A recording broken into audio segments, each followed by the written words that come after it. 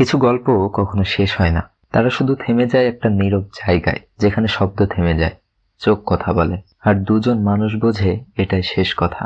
এই মনোরোগটা শুরু হয় এক সন্ধ্যায়। দুজন মানুষ, একসময় যাদের প্রতিদিন শুরু হতো একে অপরকে দিয়ে, আজ তারা বসে আছে মুখোমুখি, অথচ মাঝখানে একটা বিশাল নীরবতা। তাদের কেউ কিছু বলে না, হয়তো বলার কিছু নেই, হয়তো অতিরিক্ত কিছু বললে শেষটুকু ভেঙে যাবে। একটা সময় আসে যখন শব্দ অপ্রয়োজনীয় হয়ে যায়। সেই সময় মানুষ শুধু চায় শেষবারের মতো চোখে চোখ রেখে বুঝে নিতে যে ভালোবাসা ছিল সত্যি, কিন্তু সময় তার ভাগ চেয়ে নিয়েছে। কেউ হয়তো ভাবছে আমি কিছু বলতে পারতাম, আরেকজন ভাবছে যদি ও কিছু বলতো আমি থাকতাম। কিন্তু নীরবতা অনেক সময় সিদ্ধান্তের থেকেও ভারী হয়। বিদায় চলে যায়, কিন্তু তার প্রতিধ্বনি রয়ে যায়। রাতের কোনো মুহূর্তে হঠাৎ এক গন্ধ, পুরনো কোনো গান, আর বুকের ভেতর হালকা একটা টান।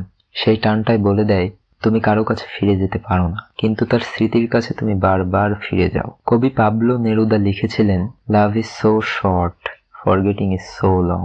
ভালোবাসা এক ছোট্ট মুহূর্ত, কিন্তু তাকে ভুলতে গেলে লাগে একটা জীবন।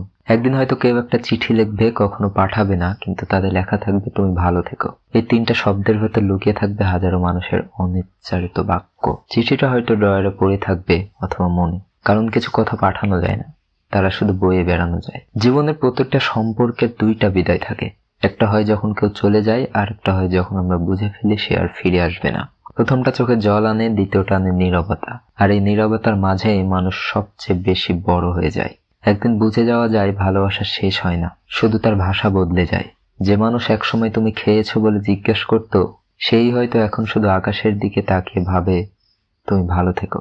কবি রুমি বলেছিলেন, the wound is the place where the light enters you. তাই হয়তো এই বিদায়গুলো আমাদের শেখায় কিভাবে আবার শুরু করতে হয়, কিভাবে ভাঙা হৃদয় থেকেও আলো জন্মায়।